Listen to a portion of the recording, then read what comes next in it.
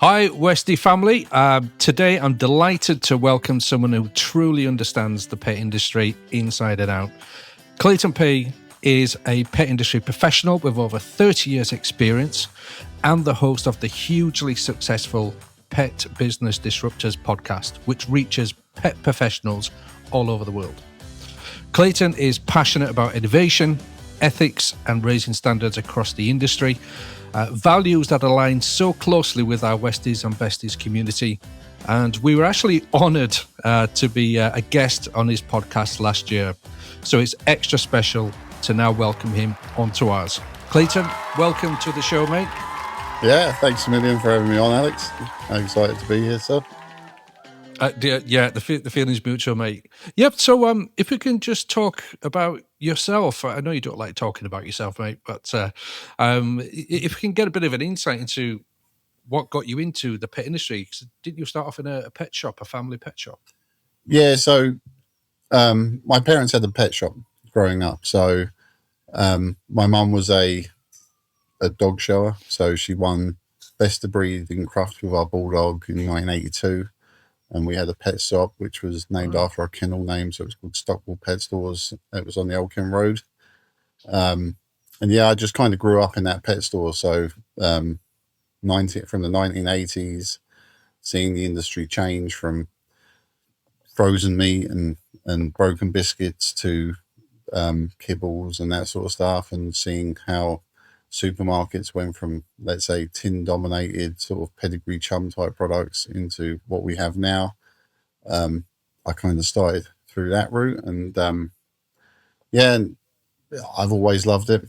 I love my dogs. I've got 5 dogs at the moment, and I've always had dogs. And when I left school, worked for a manufacturer. I mean, I did the World Dog Show in Brussels in 1995 for a dry food manufacturer called Gilbertson Page.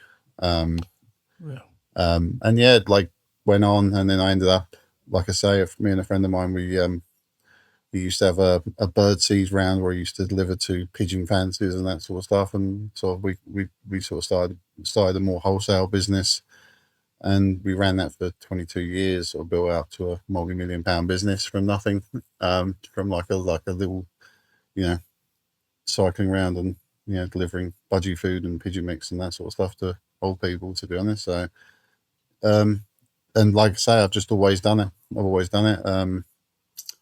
Had a life-changing event in 2015. Well, not me, but my other half, and so I had to, for stress reasons, or get out.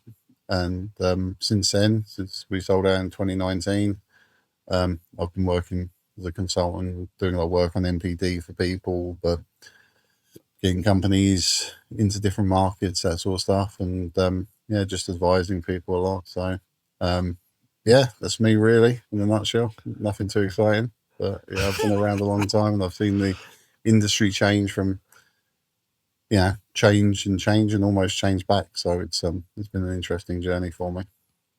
Absolutely. I remember growing up as a kid, there was a pet store it seemed like there was a pet shop in every village, in every town up and down the country. Well, it's interesting to say that, because obviously, like, I started wholesaling in 1997. And again, the landscape of the pet industry in terms of retailers was very different back then. So when I was wholesaling, you'd go to an area, you'd go to a town, and there'd be 3-4 pet shops in a decent sized town, and one in the village, and a smaller town might have 2 or 3, and then you go to a city, and like the Old Kent Road used to have 3 pet stores just on the Old Kent Road, but then that was without the ones on the back streets. There was one. So anyone who knows Old Kent Road, there was one on Grange Road, one just off East Street. There was East Street Market. There was 2 in Camberwell. There was, like, literally the world was packed with them. But that area now, for example, is just, there's one in Camberwell. There's nothing on the Old Kent Road. There's nothing in the back streets, and it's where the industry has changed from, a retail facing world to an e-commerce, big box, multi-platform driven retail environment. And look, again, it's like, just when, if you'd have gone into a pet shop sort of in 1997 and you wanted a dog crate, chances are how you develop to a bite is you go up to them and you say, I'm after a dog crate. I've got this dog. It's got to be this size. And they'd get out their wholesale catalogue and they'd say, well, I can get it in this size and it's going to be this much. And you put a deposit down and come back a week later. Like, that's not the world we live in now. You go on Amazon, it's on your doorstep the next day. Again, we live in a very like niche business is big business now. So like a lot of pet stores, they wouldn't be able to stock a lot of holistic products or, like a lot of these smaller brands, because again, unless you're in wholesale, like there wasn't a culture of, let's say, buying from, let's say, a small brand and putting it in your shop, because you couldn't make minimum orders because we didn't have the developed 3PL sort of framework that we do now. So, couriers weren't a big thing, or they were hyper expensive, and external like wholesale like warehousing wasn't a thing. So you kind of, to serve the stores, you kind of had to have a small unit, and you had to have your own vehicles, and you'd have to go out and serve people. So the world is a lot more connective, but at the same time a lot more competitive. So it's just it's an unrecognizable environment today. But again, that's meant the end for a lot of smaller retailers, because the competition's too high. And look, supermarkets do a better job with, like, 1997, we had PetSmart, which was doing a terrible job, and then that became Pets at Home. And it's, then we've seen the rise of other retailers like Jolly's and Pets Corner, etc. But, we've got discounters like Wild Bird Food and Rabbit Food. Like, if you went back to when I was a kid, it was all about how many sacks of rabbit food you sell a week was the metric of how busy your pet shop was. An average pet shop sells very little rabbit food now, but 30 years ago, an average pet shop could sell 10, 20 sacks of rabbit food every week. That would be normal. 20 sacks of wild bird food every week, 10 sacks of peanuts every week. They used to, big sacks of dog food. They would all have like a massive back room just full of dog food. That would be absolutely standard. Whereas now, if you're buying a big sack of dog food, chances are you're getting it online.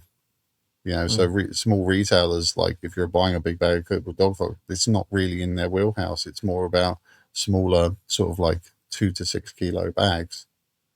So again, look, it's a different environment, and people have had to change, and a lot of people haven't.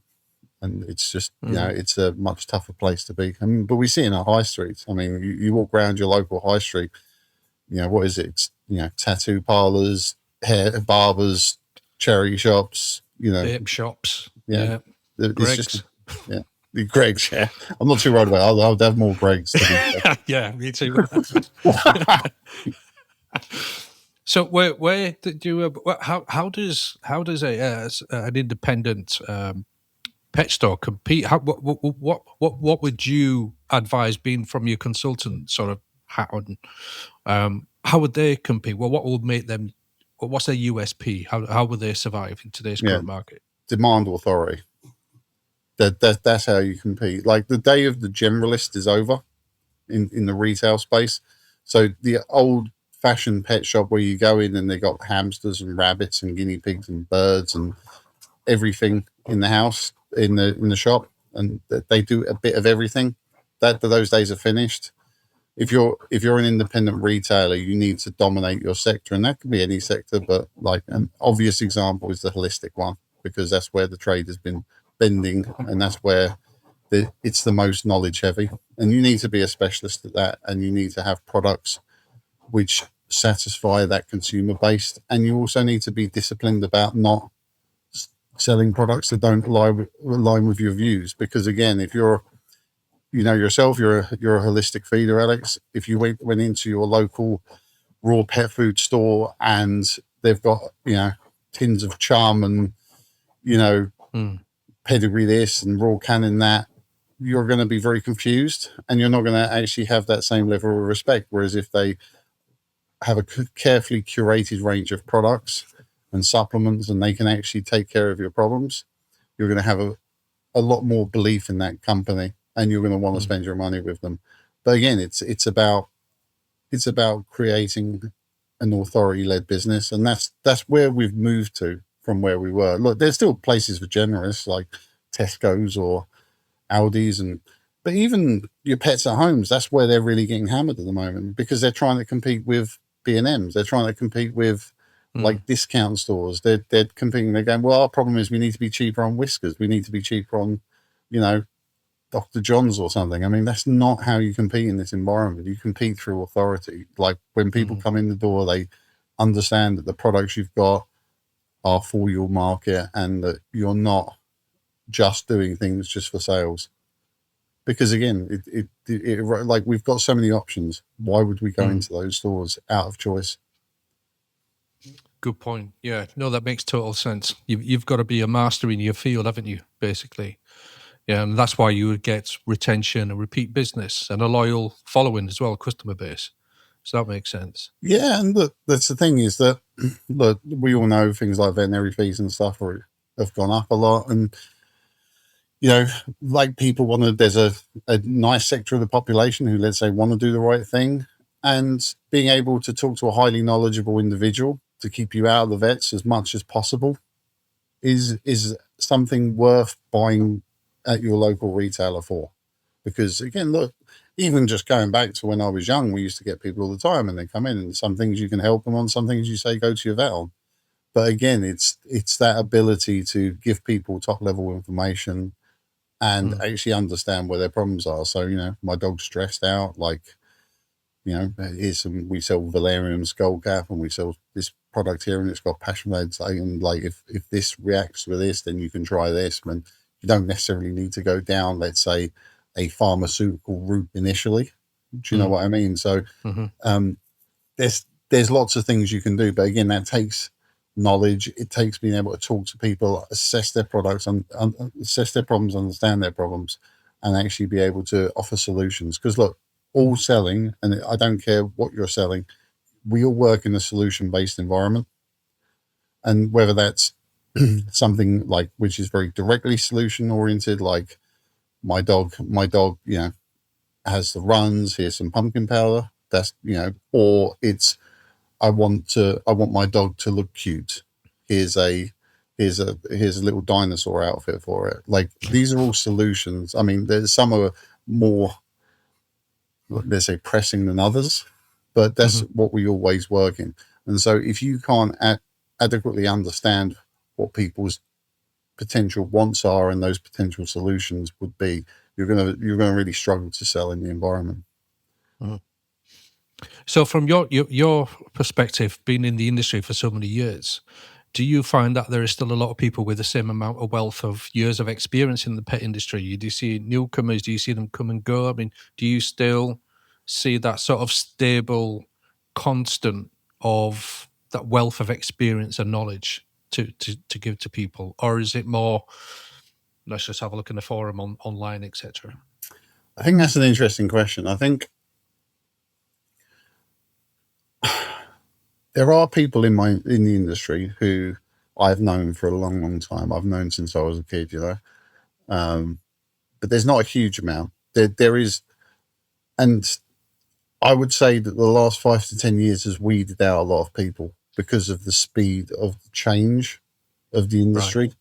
And it's also opened the door for a lot of people who've come in to the industry who are prepared to put the hours in to actually really understand where products are going and what's happening. So I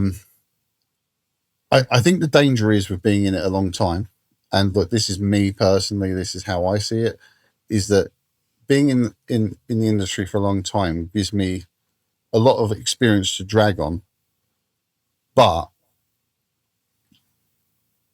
there's you've got to make sure there's not a conflation between understanding what has happened and what is happening, if that makes sense. And I think that's something a lot of people with experience do a lot, is they go, well, this worked before and this is how I did this before, so this is what's going to work now. And again, it's sort of like, it's sort of like, let's say there was a 5-year period where phone calls would work. If you were looking like as a wholesaler and you were looking for retailers, you could phone everyone up and go, hi, I'm from so-and-so. And people would be like, oh, this is a nice call. Whereas now it's sort of like people get unsolicited calls and they, number one, don't answer them, or number two, get very, very upset when you do make those calls. So again, it's like strategies that used to work, no, let's say, don't work anymore. And look, I think the holistics, let's say how the actual industry has moved more holistic, has made things more open for people to come in who have got better skill sets and are prepared to do the work. And we live in a much more connected world, so obviously we can listen to a lot more voices a lot easier. So we can listen to people like, Karen Becker and Rodney Habib and Katie Kangas, and very, very good integrative vets or very interesting people who've got lots of things to say, and we can put that into a ball easier. Whereas again, look, I will make the honest claim that like 25 years ago, there's lots of things I didn't know what I was talking about because I was working on old data and I was working on systems that I've been taught. And look, I got taught and dog nutrition 30 years ago by Gilbertson and Page, and like a lot of that information is nonsense. It's not right. It's but again, like, and Nestle Purina and people like that have put a huge amount of money into educating different people in different areas. So just because you've been doing something a long time doesn't necessarily mean you're on top of what's happening now, or that the information you had was right, or that it hasn't already got outdated. So there is people around which have been around a long time which are still quite good, but I wouldn't say there's a lot. I think you've got to be more relevant these days, haven't you? Because whereas before, it's like anything. When we were growing up in the 80s, it was like you believed everything the doctor said. You believed everything the priest said. You believed everything that anybody said in an authority. You put on a lab jacket, for example. You go to your local pet stop. You just basically took their advice at face value because you just automatically assumed they're the experts. But in today's world, like you said, you can access information from many, many multiple sort of platforms, and then you can base your own decisions on the information. So I think, other than yourself, of course, and some other people in the pet industry that we both know who really know their stuff and they've been around and they've got a fantastic reputation in the pet industry, it's very chaotic. It's very loud. I think also the problem is as well is, look, for someone like me who is somewhat of a dinosaur, I guess, in terms of how long I've been around for, your relevancy disappears quickly as well. And look, I think there's a lot of people who've known me for a long, long time, but then there's people who've only known me from the podcast, to be honest, from doing the podcast and actually putting myself out there and saying, look, I'm going to tell people as much as I can. And it was something I'd wanted to do before, but again, it's about recreating your relevancy, because I kind of had almost lost relative relevancy in the sense that people would get me to do projects, but it would be people who already knew me, if you know what I mean. So I was kind of trapped in a little bit of a circle, like sort of bringing concepts to, let's say, people who already knew me, but people who didn't know me.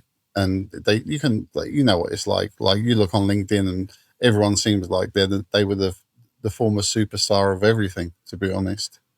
Because again, but like we've moved into this different world where I think you have to come up and show who you are continuously, because it's so easy for people just to get bogged down and lost in the mix. And there's some good people out there who have lost relevancy because they've not been able to adapt to just the way the world has moved. Look, we lose contacts all the time because, we were good friends with this buyer or that buyer or this sort of like broker or that broker, and they go, the people retire, and it was funny. I had a conversation with a friend of mine who was like in the sort of nuts, edible spices industry and that sort of stuff, and he was like, he died last year, but he was like 88, and I spoke to him, like, so I was asking him some questions. He was working up until his death, but this is kind of what you get to, because he was in his 50s when I first knew. Do you know what I mean? And it's sort of like the world keeps moving on. And yeah, it's so easy to lose relevancy. But again, it's because we're competing with the world. The problem is with the internet is we have access to the world. But the problem with the internet is we also are competing with the world. So when I was a 21-year-old, I was competing against people in the southeast of England. Now, when I'm talking and when I'm doing work, if I'm not particularly good at what I do, you can get someone from the Philippines, or you could get someone from India, or you could get someone from, like a top end person from, let's say, the United States or something like that. And again, it doesn't matter whether I'm in Cambridge or Cambridge, Massachusetts. It's kind of the same, because we're working on video calls, we're working on shared drives. So you kind of have to be very, very good at what you do, and be very loud about it as well, because that's just the way the world is now. Yeah, absolutely. I mean, personally, we've been in the business now, pet industry, for it's coming up to 6 years now. So we had a 5th anniversary last year. But that's why we actually partner up with experts who know exactly what they're talking about. They're specialists in their own fields. So we can have them on our panel of experts, so we can actually then tap into their knowledge to actually then educate our audience, rather than from ourselves, because we're quite new to the pet industry, to be honest. But we had a Westie for 12 years, little Buffy. So we knew Westies, and hence why we got into the Westies and Besties. But I totally agree. We've print is declining. They said newspapers are going to be obsolete in 10 years' time. And with the huge increase in AI taking over, anything that's actually digital will be taken over by AI. So they're saying, so all the top tech experts are saying. But then when it comes down to the human thing, they can't compete with that. They can't compete with experiences. So, that's our strength, basically, moving forward. For what you've accumulated over the past 30, 40 years, you can't get that, can you, anywhere else in the AI field? And I think what you've done is smart, because, again, look, everything is about community, it's about tribe, and it's about authority. And anyone who uses AI extensively, which I do, knows that a lot of the information, it's kind of not well sourced, because, again, it's dragging off the internet, and there's as much garbage on the internet as there is good stuff. And when you talk about anything scientific, it's behind paywalls, and AI can be a little bit lazy. And actually being able to say, well, actually, look, what we care about is Westies. On like Westies and Besties, it's all about Westies, and that is a powerful thing, because, again, you're creating a community, you're creating a resource for people which is tailored to what they want. Because, again, look, I had this conversation about dog food, and people say, what's the best dog food? And you're like, for what dog? And we're not just talking about breed, because there's a big difference between the Chihuahua and the St. Bernard. But we're talking, even within the breeds, there's massive variances, and like DNA in dogs, it's not like cattle. It's not tightly controlled to get particular, like the best meat or something like this, and created as like a livestock thing. It's a big variance. Like, it's like, what's the best food for humans? It's an equally crazy question, if you know what I mean. So, but again, because you're focusing on a particular breed, it gives you an easier job of actually being able to tackle these, because there will be certain things which are more common than others, and people who really understand through years and years of experience the nuances around stuff, which AI, I don't think is going to get its head around anytime soon, because it is literally working off a lot of random data sets at the moment. Yeah, true. Yeah, and you can't replace the human experience neither, can you? No, look, we are social creatures at the end of the day. I mean, there's a reason why during COVID, like, a lot of us lost our mind, is because we want to go out and we want to go to shows, we want to see people, we want to shake hands, we want to have a drink with people. We're social creatures. Like, we're not solitary creatures. So that's an important thing, to be honest. Yeah, and you're right. I think over the COVID, then companionship as well. The demand for dogs and cats just increased exponentially over that 5-year period. It was unbelievable. Just people who were on their own and isolated, they just wanted to have some company with them, because they couldn't socialize with humans. So that's a good point. Yeah. No, for sure. Look, that's what I think. Everyone's the same in that sense. And look, why we have dogs is for companionship, is because we are social. If you think about dogs on a logical scale, the logical side of dog ownership is a very small percentage of what is actually owned. Because, again, look, a lot of dogs were created for working reasons, like ratting or, like guarding or whatever. But that's not the reason 90 odd percent of people keep dogs for. So again, it is for a social reason. It is for bond. And people who keep dogs, I believe, my opinion is that people who have dogs are generally better people, to be honest. So, because again, you have to be quite a social person to own a pet, and you actually have to, be empathetic and love your animal and that sort of stuff. And look, that's why I love the industry and why I've always loved the industry, because it does touch upon a lot of what makes us human. Yeah, absolutely. So going into the sort of innovations that you've seen over the course of your sort of career and presence in the pet industry in the UK, what have stuck out more for you? Sort of like, you've got the Pet Business Disruptors podcast, which is awesome. It's fantastic. So what personally have you seen was sort of like, oh, wow, that's interesting?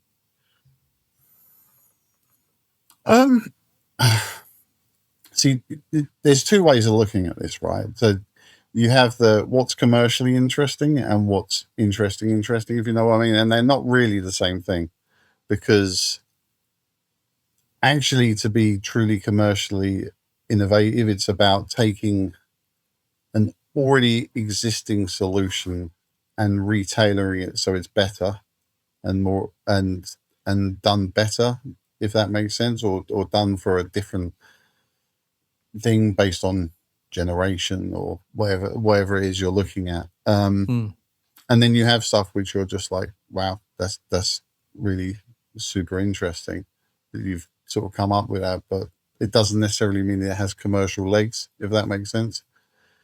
So, I mean, just recently, obviously, like I had the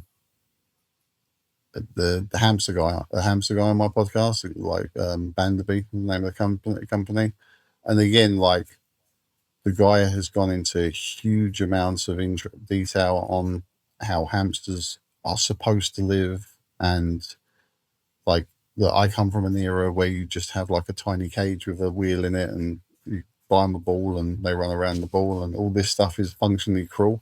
To be honest, now we've found out, and he's created this amazing place, this habitat for it, and it can like burrow in, live completely naturally. It's kind of tailored it so it looks well with your room. Do I think it's got a huge amount of commercial legs? Probably not as much as I'd like, to be honest, because again, you're fighting against having to push that needle way too far over. It's always easier to gradually move the needle over. So it's a bit like, I mean, and look, in terms of innovation, I think the standout thing was how Nature's Menu years ago created the raw dog food nuggets. And again, look, if you're a raw feeder, you're not buying nuggets. You're just objectively not buying them. But we'd lost the understanding for raw, because raw pet food was massive when I was a kid, so 1980s. But then we had like the kibble revolution, and everyone had lost their freezers. No one was selling raw dog food anymore, and it was just like there was a few people would sell some chicken mince and some tripe and that sort of stuff, but it would be hardly anything. And most people had their freezers in pet shops actually for things like frozen rats and mice, for snakes. They weren't even for dog food particularly. And then Nature's Menu brought out the nuggets, these and it gave people an easily accessible way of moving from wet pet food or kibble food into the raw space. And like I say, it was an incredible innovation, which I believe in 2026 barely needs to be around, because we have lots of information. Pet stores are very, very clued up on raw pet food, but we're talking 15, 20 years ago when they launched them. It was very, very different at the time, So again, these innovations can be things which are phenomenal within a time period. So you've got like a 5-year time period where this was like an incredible thing, because it opened up this entire side of the industry which had withered and died. So again, it's sort of there's different ways of looking at this, to be honest, when it comes to innovation. But look, I like seeing that commercial innovation where you just push people enough in one direction where it becomes easily accessible to them. And then, because if you'd have brought out an 80-10-10 in, let's say, 2005, there's no one buying it. There was no one buying it because people didn't know what it meant. What does 80-10-10 mean? Why would I want a rabbit with fur, sort of like frozen meat? And look, even from what I used to do, like natural dog treats, when I started doing it sort of late 90s, it was all about dry tripe and bones and that sort of stuff. And I was one of the first people to bring chicken feet over, and just the battle I had on my hands just explaining chicken feet to people, because you're like, yeah, it's not bones. There are people like, you can't give them chicken bones and this sort of stuff. And you're like, it's not bones, it's cartilage. It's like, just, give it to them, you'll understand. But again, there was a lot of resistance. So the idea, like the big thing that is like rabbits ears with fur now, but the idea of giving somebody a hairy dog treat 30 years ago, like people just wouldn't have swallowed it. They saw hair on it and they just thought, I can't give that to my dog. Whereas now we know, like, the fur is is great for gut biome. It's a great prebiotic. So there's lots of benefits to giving that sort of dry treat in that sort of environment. But no one was talking about gut biomes 5 years ago, even, to be honest. Yeah, true. It's just something that's been up for the past few years or so, isn't it? Yeah, no, 100%. And that's why I say, and like with that comes positives and negatives, because I mean, if you look at the gut biome argument, I'm all for, obviously, people looking at gut biome and talking about gut biome, but there's also been like a disproportionate rise in the sales of things like probiotics and the sales of probiotics, when we should be functioning on prebiotics and postbiotics when we talk about gut biome. And actually, probiotics should only be seen as a very short time period burst to try and rewrite a very badly looked at stomach. But again, it's like, and you have to keep pulling things back, and also you have to keep fighting misinformation. And this is why it's so important for people to really be experts in what they do and not just live on mythologized information, which they get from the bloke in the pub sort of thing. So a bit like the rabbits ears, where I'm talking about, fur is a natural prebiotic that, dogs can draw nutrients out of it. What it doesn't do is it doesn't worm your dog. And you still got people out there saying, oh yeah, natural dewormers. And you're like, well, if you're expecting your dog to get worms from eating a rabbit's ears, I've got a bridge I can sell you, that sort of thing. So where do you see the lead on this? Do you see the lead from, pardon the pun, but do you see the lead from the veterinary sector, or is it more of the brand who is actually leading things in new sort of, I would say innovations, but new nutrition and that type of thing? I think it's there's a, now it depends on, like, obviously what sector you're looking at. Look, the vets still, in my opinion, on nutrition have far too much power in the market, and I've always been very against vets having the ability to sell dog food. And I say that because if you went to a doctor with your child, a GP, and they told you had to feed Farley's rusks to your baby, otherwise, you're not a good parent, you're going to do it out of guilt rather than actually out of a rational thought process and actually understanding what your potentials are. So I've always been against that. But I think I think that social media has really sped up the whole process enormously in terms of getting, there's a lot of forums, there's a lot more people talking effectively about this so that people can actually understand a deeper knowledge base to products. And then look, brands are coming in on the back of that.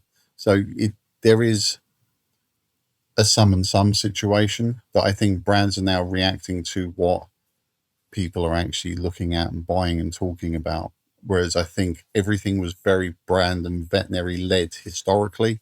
Whereas I think that it's people talking about stuff, sharing their influence, sharing their knowledge, sharing their influence. Vets coming out, like holistic vets, like also coming out against, let's say, your traditional vets and saying, well, actually, if you look at this, and integrative vets being out there talking effectively about stuff. And I think that everything's kind of feeding each other, and things become commercially viable because there is an easy route to market for things. I mean, look, if you just look at the rise in supplements, for example, I mean, supplements pre-2020 were a very, very small thing.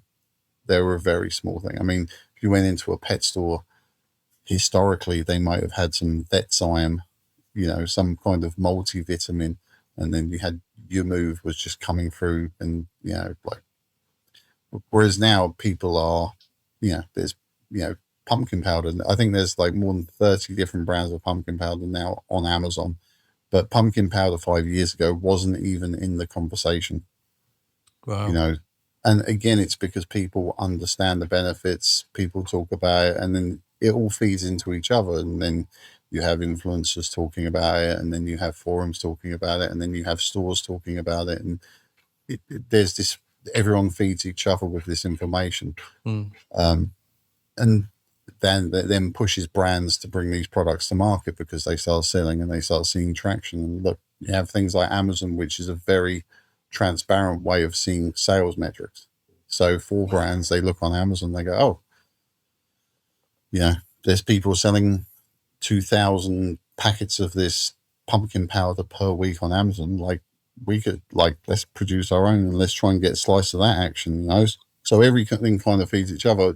The only issue I have with, let's say, the new media wave on products is that I would like to see more transparency forced, because I think that, especially in the holistic side, because again, not all raw food is equal, for example, and I think people can get behind categories of things rather than brands too easily.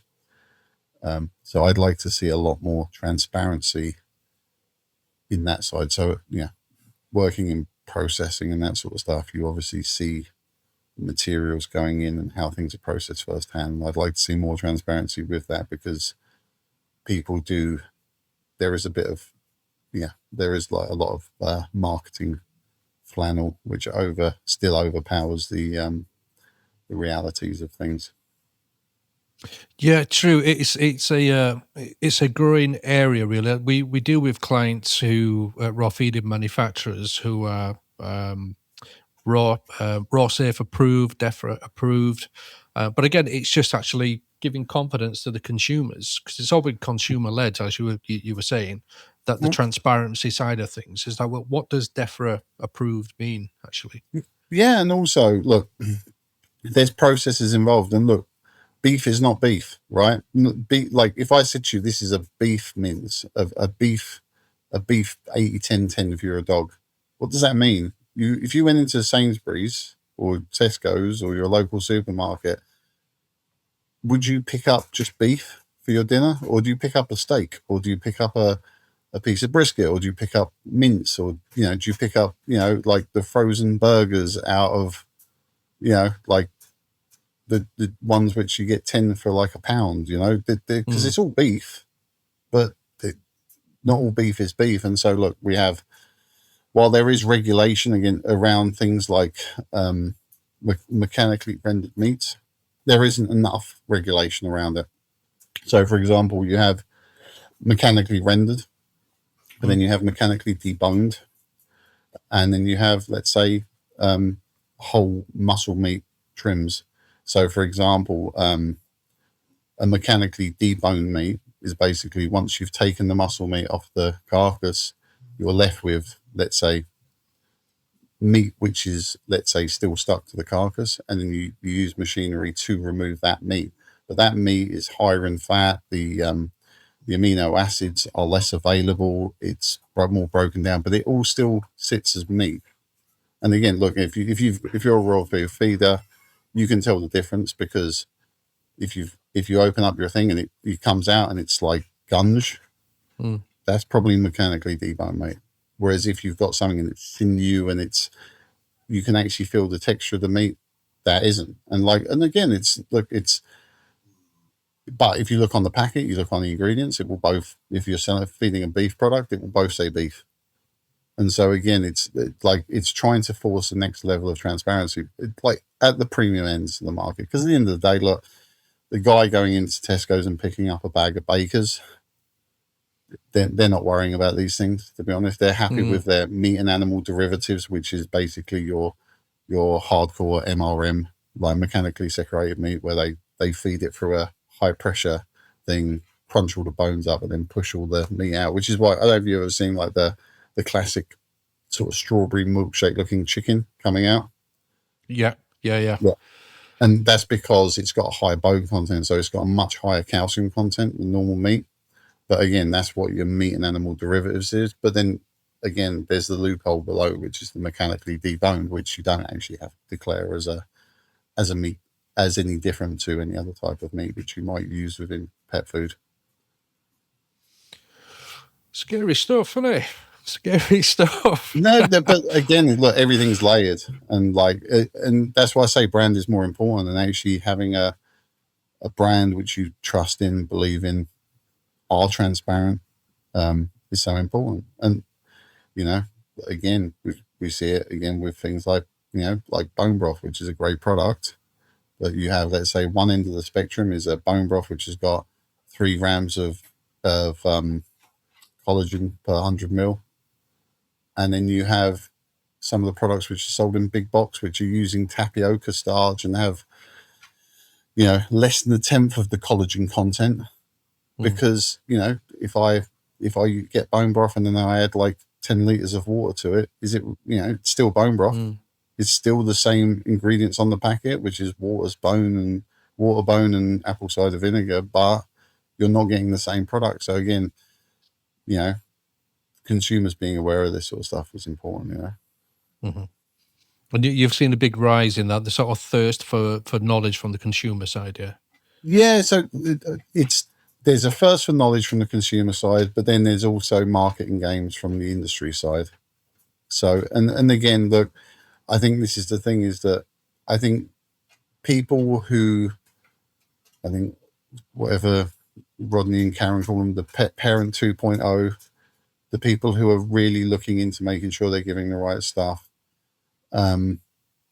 It's like they're the ones looking for the information, but they're also the ones that you have to try and get that transparency going to make sure they're not being duped. Because if you're paying a lot of money for products, you want to make sure that what you're getting is what you're getting. Because look, just from an industry standpoint,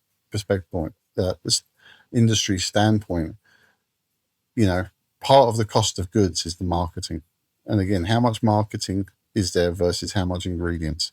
And that's always the thing, because again, look, if I've got, a product and it costs me, let's say, £1 to make, and out of that pound, the cost of goods is 20 pence or 10 pence. And and my competitors, their product is costing me 30 pence because it's a better product. Well, if I've got a 20 pence leeway, that's 20 pence more per unit I can spend on marketing. So again, we have to be, very aware and that sort of stuff. And good brands, and look, I only work with good quality brands personally, because that's just my ethical standpoint, is that I'm about smaller people who are selling good products. You have to work harder sometimes to get over that hump of the big guys who are able to spend, effectively 5 to 10 times more than you on advertising and Amazon ads and Google ads and that sort of stuff. So it's just about being aware of these things. Absolutely. And I think the feedback I've had from most of our, well, probably 99% of our partners and brands who we align ourselves with, who share ethics and morals as well, same as ourselves, is that educating the consumers is sort of like a number one priority on all their checklists, to be fair. And I think now that they're actually seeing a sort of a migration from the larger companies to the smaller independent ones and the more holistic sides. Because I know I know a few of your partners as well who we partner up with who are very ethical, like your Joe Flanagan's, for example, and Carnley and all those. So are you seeing more of that shift as well, Clayton? Yeah, like definitely. And look, I think again, because if you go back to what I said, like niche has become a lot bigger. I think it was very hard to work in those spaces with high quality products, which needed a lot of explanation years ago, because again, consumers would come in and they go, and I think, look, if you look at why IAMS failed in supermarkets, yeah, 25, 30 years ago, it was because people, when they walked up and they saw a bag of IAMS next to a bag of Win-A-Lot mixer, they didn't understand why one was 3 times more expensive than the other. But we live in a different world where there are a lot more people out there. And again, they might be dispersed all over the country, not enough to have a shop in a local high street selling the best quality products and like giving out that level of information. But there's enough people as a whole, like in the country, globally, etc., that really want that sort of thing, that you can create like ethical, high quality businesses from that, you know? Yeah, no, perfect. So, like, if you can just circle back, if you don't mind, to like tech and AI, particularly when it comes to assessing conditions of dogs at veterinary practices up and down the country. What's your sort of take on that, Clayton? Where would you see this? Is this like a real solution to a problem, or is this just like something that's just been discussed and it's not going to come to fruition, for example? I think the reality with it is that, and I kind of see it like most industries, and it doesn't matter whether it's vets and techs and that sort of vets, or graphic designers or coders, or let's say industry consultants like myself, for example. The reality is that AI will eat out the bottom end of that, because again, if you take your average vet, and your dog, let's say it was sick, for example, let's say it's thrown up, and then you say, you can go onto AI and say, I'm a bit worried about my dog, it's just been sick, and it go, okay, well, what color was the sick, or what was he eating before, and that sort of stuff. And there is like very generalistic, low level questions which will get answered through AI. And don't get me wrong, that is a much bigger percentage of veterinary appointments than people would probably like to admit. But it will never take the place of more complex issues. Mm-hmm. And I think that's the reality. And in the same way, look, as a consultant, if you say to me, what do you think about this? What do you think about that? I can use lots of different strands to pull on, whereas AI is pulling on the information that's published online without any sort of generalistic conversations that you've had, and all these in talking to consumers and blah, blah, blah. They're just, so again, for the bottom level questions where I say, do you think a green pack would be better or a blue pack would be better, let's say, or do you think I'm creating this dog toy and I've done this, that, and the other, what color should it be in? Do you think it should be a header card? Should it be that? How would it merchandise? There's things like that it can answer for sure. And and again, a lot of the bottom level consultants will get blown out of the water, and a lot of the bottom level vets and vet techs, but there'll always be a lot of opportunity for people who are very, very good at their job. The problem I see with that is that to get very, very good at your job, you got to start very bad at your job, and that's the only worrying disconnect for me is that, me 25 years ago wouldn't have become me today if I hadn't have gone through lots and lots of like learning processes and, like been given a lot of work, which got progressively harder, if that makes sense. So that is really where the danger is for AI and me. It's not in it taking an industry out, but it will take out the bottom end, because again, why would you pay for something which you could find out for free? And look, we use AI for that sort of stuff all the time. In the same way that the internet killed libraries, do you know what I mean? So it's like, we just have access to better and better information, but it just means that there's certain things which you would have done years ago, which you wouldn't dream of paying for today. You wouldn't dream of buying a range of encyclopedias to put in your house.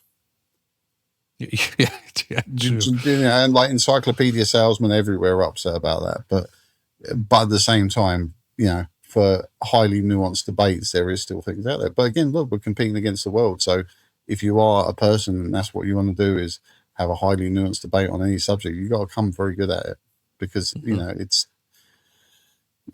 and the problem is that where does that leave the people who need to learn gradually? It's a very different route to market for them, and it makes life more difficult. So that would be my fear of it anyway. Yeah. Awesome. Thank you for that. Excellent. Now, I know you've traveled the world within the pet industry. You've gone to many events, conferences in the US, Europe, UK. So how do you see, from your perspective, of the overall, there's no pressure, the overall sort of global, the state of the global pet care industry, would you say? I think it's interesting. Like, so there's a lot of different ways to look at it. And again, if we look at it from a global perspective, you have to realize there are variances market to market, and that everyone sits in different places. And I think, being from the UK is probably one of the most forward markets in the world, alongside the United States. And a lot of the stuff we were doing 5 years ago is only just, let's say, if you went to Sweden, for example, and you looked at the holistic market in Sweden, they're probably about 4 or 5 years behind us. And so there is an element of that. I think in terms of innovation and brands, etc., I think that we had a little bit of a golden age in some senses with COVID, is that there was a lot of investor money out there during COVID for startups to bring ideas to life and that sort of stuff. And that investor money has dissipated. And there's been not only has there been less of those brands appearing, I mean, if you think back to 5 years ago, there's tons of these brands appearing up with, we've got this product and we've got that product in different segments. Those brands will probably start disappearing, and there isn't the companies out there which are going to replace them, because again, look, globally, I think we're in a little bit of a depressed state in the West, and the West is kind of where the pet trade matters, because that's where the pet trade is the biggest. But when things are depressed, there's a thinning out period, and I think that the good people rise to the top, and they find it easier to rise to the top. So for me, my most successful years were 2008 to 2011, just after the financial collapse, because a lot of my competitors gradually went bankrupt. I became stronger, and I took a lot more market share during those years. And again, so if you are doing things right at the moment, it's having things a little bit depressed is a good thing, because the competition will eventually flag off, to be honest. Sorry, Clayton, did you bootstrap back then? Did you have any sort of VC money? We were bootstrapped. Yeah. We were bootstrapped. We worked out of a horse stable first, and out of a warehouse behind a pet store, and then we bought our first warehouse in 2002, and then we got compulsory purchase in 2010, and we had to move to Sittingbourne in Kent, and we were there until we sold out. So yeah, we were completely organic. But again, look, that's why it took us 20 years to go from nothing to, I think, 4 or 5 million a year. So it was it was there was no there was nobody backing us, to be honest. I mean, so it was it was but again, I think from a wholesaler's perspective, I think it's easier to grow than it is for a brand, because when you're a wholesaler, you can get credit terms from your suppliers, and so when you give it to your customers, it's easier. There's more of a balance there. But I think as a supplier, you buy everything in advance, and then you're selling with terms. And actually, that's a really tough play. The amount of cash you need makes it a very cash hungry business, being a brand. So when you're being harsh on brands, remember that scaling is hard with a brand. It takes 2 to 3 times the amount of capital to scale a brand than it does to scale a retail or a distribution business. But yeah, I think also, if you look at the global industry as well, holistic is where the growth is as well. Because again, I think the people who want better products are looking for information as well, and they're getting it through AI, they're getting it through social media, they're getting it through podcasts, they're getting it in this way, and the top end of the market is being driven globally through that. And so holistic products, better products are going better. And the grocery side of the market will continue, but I think it's not as successful as it was. And online is just so much bigger now than it ever was. So I think I think it's something like I think if you take Amazon's pet food sales, it's more than all the big boxes in the UK combined, like Amazon UK. So again, it's this whole thing of you've got to deal with pets at home. Well, if you're your pet product, your pet brand, you've got to deal with pets at home. No, you've got to be strong on Amazon first. Pets at home, great. But like Amazon is where it's at, like so. And I think it's like, I want to say it's 30% of pet food is sold on Amazon with 60% of 30% of pet food is sold online, of which 60% is Amazon. So we're looking at roughly about 18% of the market. So these are substantial figures, and this is what I'm saying is that I think it's adapting to all these things continuously, but understanding where your market is, understanding who your consumer is, and actually being authoritative and understanding their problems, and what they're looking for. So if you've got a product, you need to be on Amazon first, and then, your pet's at home and your jollies after, would you say? I would say the interesting thing is, I think, like, I always say to people, you've got to be everywhere. And I say that because there is a slight disconnect between brands that are on Amazon but aren't available in the wild. Like, if you're a D2C only company, now, like, you don't have that same level of trust that you do if you're in store. So I think the difference is not that you can just be Amazon is your most important thing, but I think it's just you don't need to sell your souls to these big companies like you would have done in the past as a brand. If Pets at Home come knocking, you don't need to work for nothing for them. There's a little bit more leverage there. And I think, look, just being out, sometimes just going out doing shows, we have things like TikTok Lives, that sort of stuff, just being more present and more, and look, people love interaction. So if you are at Dogfest and Dogstaval and Paws in the Parks and all these different dog shows you have around the country, just actually being there and talking to people and explaining the product, giving them samples, whatever, is just so important, because again, people want to know that your product is real outside of the D2C world. Yeah, people want to meet you as well and have conversations, interactions. We're social, like you mentioned earlier. Yeah. But also, I think D2C brands, there's something about how we view D2C only brands compared to how we see a product. We don't give them the same credibility that we give a product which a shop has actually stocked. Because if you think about it, if a shop has stocked the product, it's a legit product. If you go into your local pet shop, the raw dog foods they have, they're legit companies. Whereas if you see a Facebook advert and it's like, oh, come buy my raw, it doesn't have that same kudos, I think. So you, as a brand, as a product, you've got to be everywhere. But it just means that you need to have a strong e-com strategy, because there's so much business out there in e-com, but real world will also feed your overall thing. Because you might, maybe you go into your Pets at Home today and buy a tub of whatever, but then that you need another tub quickly, and you're too busy, you're at work, and you can't get to the shop. Just order it off Amazon. Just order it off of a website.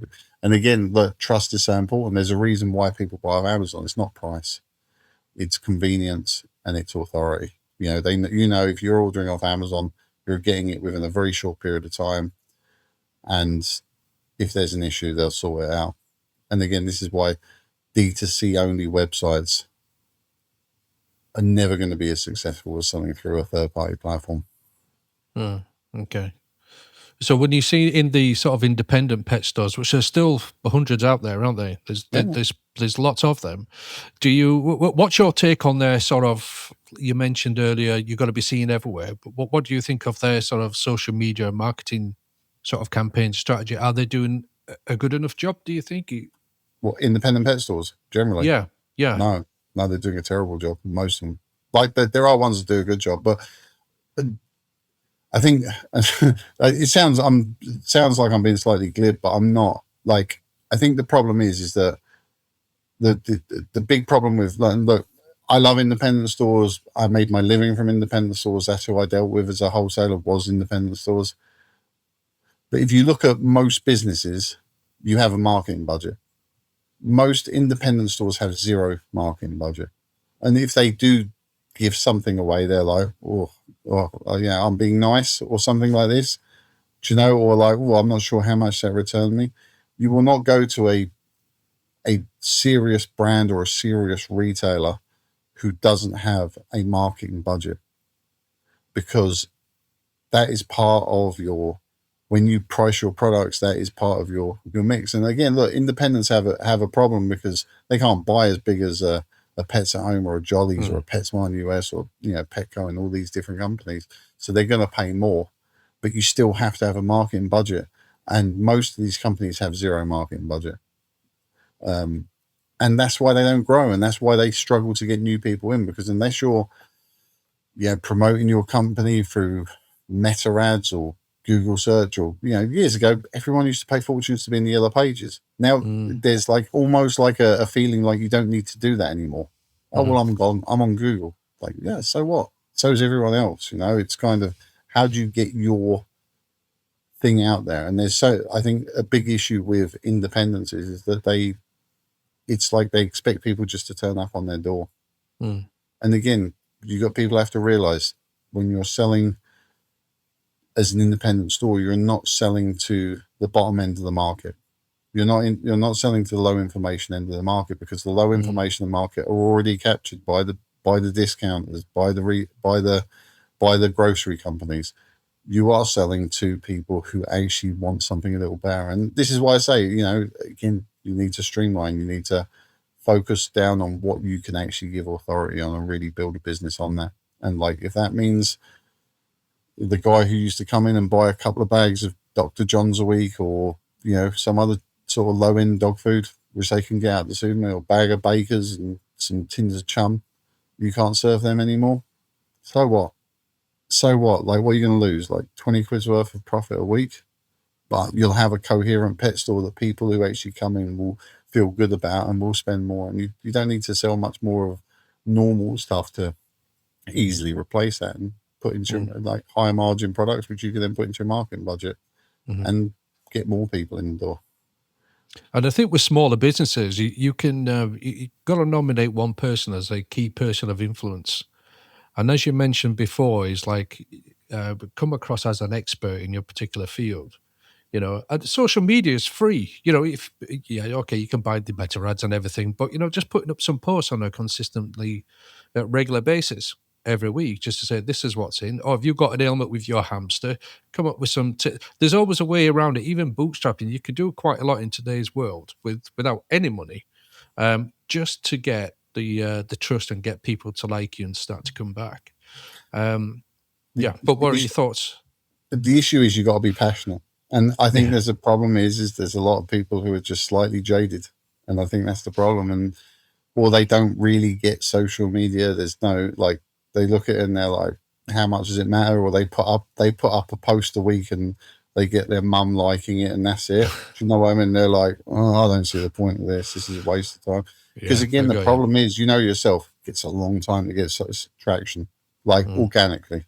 And you can bootstrap and you can get organic traction.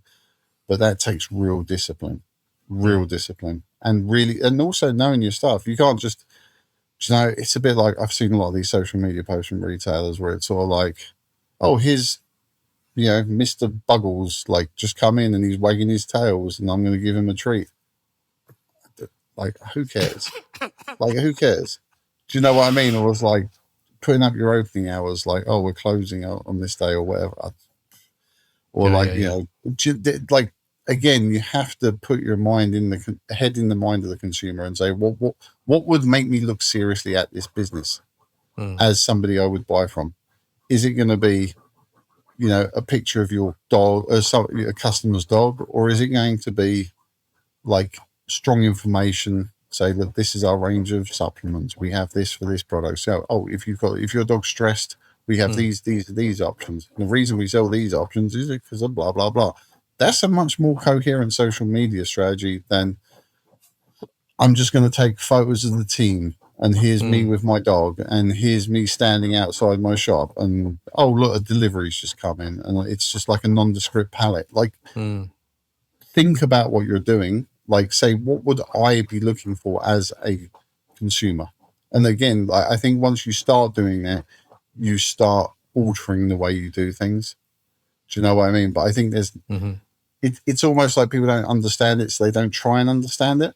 And the world is a straightforward place, you know, that everybody has a lack of time. Everybody is, you know, fighting for attention, especially in the social media world. So how are you actually going to stand above the crowd and do something different? Because, like, you know, to get from 0 to the top 10% is actually quite a quick rise, because 90% of the stuff out there is just absolute cack. Do you know what I mean? So, but again, you need to put thought in, you need to put effort behind stuff. And look, you can get organic truth and stuff and bootstrap it, but you can't just put up any post. And I think it's like people say, oh, if you can post consistently, people will just like get involved with it. Like, why?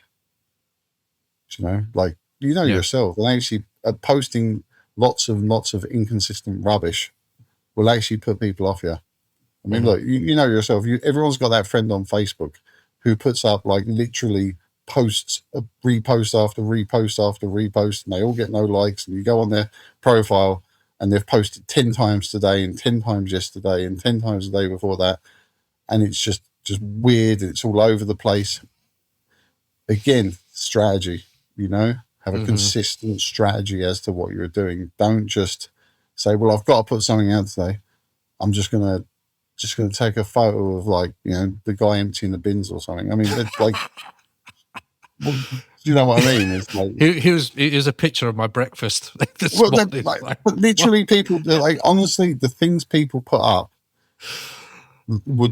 it makes no sense. And like, and this is also people who are paying agencies. So don't think that just paying an agency is going to be the key to success here. It's literally understanding your consumer, and as a retailer, as a business person, you need to understand your consumer and why people are buying off of you, and lean into that consistently. Yeah, giving value. Yeah, you know. Yeah, So, but again, not everything has to be a high value post, but everything has to be consistent. And I think that's the thing, is that it is about actually people understanding why you're doing what you're doing. To be honest. You know, like, again, if you're a dog trainer or something with a social media, don't start putting up posts about you cleaning your house. Do you know what I mean? Or like, I don't know, eating your dinner or something like that. Yeah. Not every post has to be about, this is a great training tip. You can tell some backstory on your day and talk about things that happen and that sort of stuff. But again, there has to be a solid line, and think, okay, if I was listening to this business, what would I like to hear from them? And, you know, try and mix that content between higher and lower value, but also it has to have like a consistent brand edge. It can't just be random. Yeah, it's people are interested in a solution to a current problem they currently have. If that means like your dog's not behaving properly, okay, well, what tips could you give me that I can, you know, there's all that type of thing. There's a lot to it, but it's as simple as a solution to a problem. Yeah. So if we can just talk about then how what led you to get into and establish the successful podcast then, Clayton. How did all that come about? So it was one of those things that I always kind of wanted to do it, because like an issue I always had was I'm a bit of I like making the world a more level place generally where I can. So, and it was always a problem where people would come to me and say, "Can you look at doing this for me?" And like, but they're not really understanding the costs of actually employing somebody like me. And I kind of still want to help people, to be honest. Do you know what I mean? But I also have to be open and say, I can't spend every hour of my day doing things for people that can't afford to pay me, to be honest. Look, like you wouldn't turn up for your job and expect your boss not to pay you, to be honest. And it's that simple when you're working with people. But I think, like, from my perspective, it was like, look, how do I give as much information away as I can? And so my initial thing was I was going to do it 10 episodes. Possibly, I think I actually, in the end, I was like, I'm going to do it for 6 months and see if anyone actually listens. Just try and give away as much information as I can. Just try and explain things, whether it be, dealing with big companies or, marketing campaigns or, dealing with like how to build your business or whatever it was, and do it through the lens of lots of different people in business as well. But also, hit some things which I think that, again, the industry is full of weird myths and like people who are, and also I always felt that the industry was a little bit closed as well in terms of knowledge, that there was no guidebook. And if you wanted to get into the industry and you wanted to create a brand and you wanted to do this, how do you even do that? Like, like you white label. And so getting companies on who are like white labelers, or getting people on who are ingredients providers or whatever, and just actually talking openly and honestly. And look, I'm in a great position to do it because I've worked in retail, I've worked in distribution, I've worked in manufacturing, I've worked in every single vertical. I've dealt with marketing, I've dealt with logistics, you name it. As like somebody who does all this stuff, I've got like a good grasp on everything. And so I'm able to talk at a certain level about a lot of different things. So I was like, look, let me just try and get as much information out there as I can. And that was really the thing. I didn't have expectations in terms of, I see this as a marketing sales funnel, or I'm going to start selling t-shirts or something, or whatever. It was just like, and I still don't know what I'm doing in the podcast. I'm like not 90 episodes in, I think, at this point, and I still don't know what I'm doing with it, to be honest. I'm just producing it. I like chatting to people. I've learned a lot because as much as I might know about the industry, I don't know everything. It's a massive industry with huge amounts of like big corners, and it's rapidly evolving. And so I learn a lot from hearing people's stories, about talking. And I think being so deep in the industry, I kind of feel like I've got a good nose to ask the right questions. So I was like, look, I'm just going to see how it goes, see if people listen. And yeah, people listen, weirdly. Yeah. So you're coming up to 100 episodes then? Yeah. Wow. Yeah. Brilliant. So how long have you been doing it now, Clayton? It's nearly 2 years. Nearly 2 years, yeah. I was going to say, we were on there nearly a year ago. So yeah, you were established before then, yeah. Yeah, no, excellent. I love it, and we thank you for your advice and support as well. Before we actually kicked off the video version of the podcast, we tried it before, the audio, but we weren't where we had other things. We were launching this, that, and the other, So, but thanks for your advice as well. It really helped us when we came to launching ours. So appreciate that. And look, I don't think my thing is, I don't think anything is a zero-sum game. And like, I think the more of everything we have, the better. And I'll give you an example from my professional career, which was as a distributor. I used to have in London, there's an area called Crystal Palace, which you may know from the football team, but I used to have two pet shops literally opposite each other in Crystal Palace. And they absolutely hate each other. They're literally opposite. You can look straight across the road and see each other. They absolutely hate the sight of each other. They did. And the reason it started like that was there was somebody who was working in the shop, and they wanted to buy the shop, and that person would sell it. So they were like, okay, I'm going to open it opposite you. And then these people had sold out over time, and these two shops were still going, and they were opposite each other, and they just hated the sight of each other. And one of the shops was like, I'm going to buy the other shop because I think she was doing like £4,000 a week, and he's doing £3,000 a week. And if I put it all together, I'm going to do £7,000 a week, and I can shut that down, and I can save all the costs from that shop. So that's what she did. She bought the other guy's shop, closed it down, and after she closed it down, the shop ended up taking £2,500 a week. So rather than taking 7, which was what they were doing between them, she actually was taking less than she was before she even like took it over. But again, you think, well, why is that? Why has she not got all that industry? And it's because the more of something you have, the more people will travel to that area. Because again, if you're in the mind of the consumer, if there's multiple options, you're going to say to yourself, well, if I can't get something at one, I'll get it at the other. And so it's a much safer gamble to go to somewhere where there's multiple of something than there is like only one of something. And so like we all build each other up. And this is what I was saying is like with like the podcast, is like I love the fact you're doing a podcast because again, you'll bring a different energy and a different viewpoint into the world. And because you're out there, it like we're all rising each other. Like so all ships rise, with the tide, So again, the more people are out there, the more points of view, the more we can all talk to people, the more, rather than people saying, well, if I want to learn about the pet industry, I've got to listen to that Clayton. I can't stand him. He gets on my nerves. His voice is too deep and he swears sometimes and bores me or whatever. They've got lots of different options. And I would rather see a podcast space where we're all talking and we're all open and honest and we're just putting more and more good quality information out there. So yeah, I love the fact that you're out there doing it, Alex, because as you know, I have a huge amount of time for you. So I'm really pleased that you're out there doing this. Likewise, mate. That's made my day. That. Thank you very much. You articulated it beautifully as well. Yeah, you could tell you got a podcast. Wow. Awesome. That's brilliant. So what's your, just to wrap up soon, Clayton, but what's your sort of outlook in regards to the pet industry in the UK and globally? What, in terms of where it's going or yeah, exactly. Because there's some figures here in terms of like financial figures in terms of the growth potential of the pet market.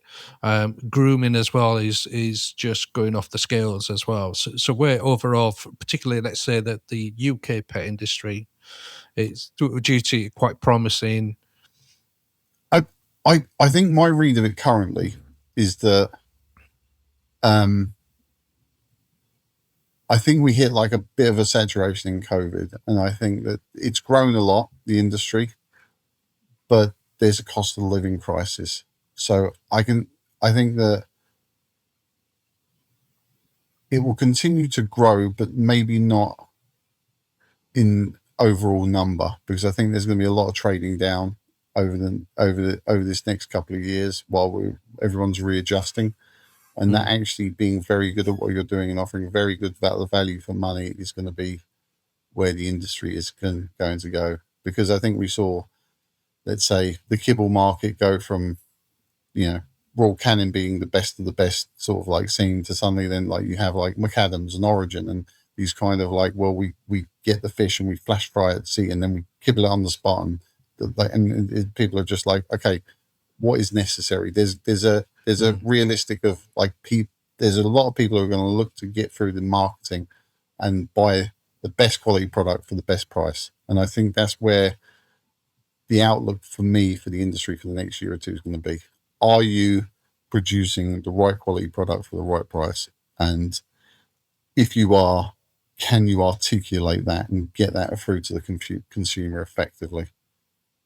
Because look, the marketing money guys, they're always going to be the thing. And like, hey, maybe their return on ad spend isn't going to be what it would be on a normal year. But yeah, your Nestle's and people like that. And I think they're all coming under a huge amount of pressure because, again, I think the Gen Z effect is going to be very strong in terms of the industry, because I think that we're going to see a change in packaging. We're going to see a change in verbiage, because Gen Zs are a very different animal to the millennials and the Gen Xers.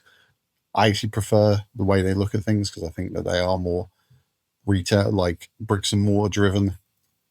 There's going to be a lot more cat people because they're worried about leaving their animal for too long during the day and that sort of stuff. But they're also going to be a lot more functionally driven. They're going to be a bit more proactive rather than my generation, which is highly reactive.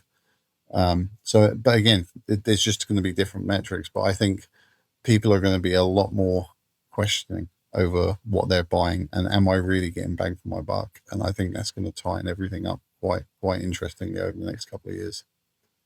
And do you think that applies also to the US? And Oh, for another, sure. yeah, For sure. And again, look, the US is way worse than we are for marketing spin. You know yourself. I mean, anyone who's spend time in the US, especially in the let's say the upper echelons of the pet trade, are going to be far more aware of high end spin. But yeah, look, again, because there's things you do when money is no issue that you don't do the moment things tighten a little bit. And I think that people are going to have got like a much better access to high level information where they can make these decisions more accurately, and they can go on AI and actually ask these claims like, okay, so this product is X, Y, and Z, and this product is X, Y, and Z. Is this like what's the best? Like just based on ingredients, what like am I getting bang for my buck? I mean, and you have things like All About Dog Food, for example, which are out there, and they'll tell you this is our percentage rating, this is the cost per day, and people will make that real life calculations. Okay, this is a 87% food which costs me like £4 a day, and this is an 86% food that costs me 90 pence. What am I doing? Why am I spending £4 a day? Because there's an element of just good enough, and people are saying, well, okay, if I downgrade my food a little bit, can I then buy more supplements that will like more succinctly fall into my dog to give me a much better bowl than anything I can buy in terms of commercially produced pet food, So I think there is going to be a much stronger tightening out there, and there's going to be winners and losers, but there always is. And I'll be honest, there's a part of me that likes it when things are a little bit tougher, because I think that when things are easy and good, everybody, regardless of how good they are, seems to do okay. But I think the cream sort of rises to the top when things are tough, 100%. You've got to challenge yourself, haven't you, all the time? And it's great to fail in a challenging environment, because you learn from it quicker, because you haven't got time to sit around and lick your wounds. You just keep on pushing, keep moving, and keep adapting. You've got to, like you mentioned earlier, Clayton, you've got to adapt to the world around you. Otherwise, you're just going to get left behind on the station, waving off the train of everybody going on, particularly on the AI. But I wouldn't 100% rely totally and have that into your business. Have it as an asset, as a tool, yes, of course, to help you along, but giving value, of course. And I think also thinking seriously about a solution to an existing problem that people are experiencing.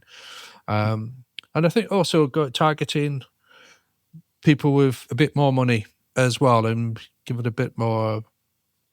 Yeah, I think I would target that, because they're predicting that there's going to be a lot more millionaires made over AI over the next few years than ever before in history. But time will tell.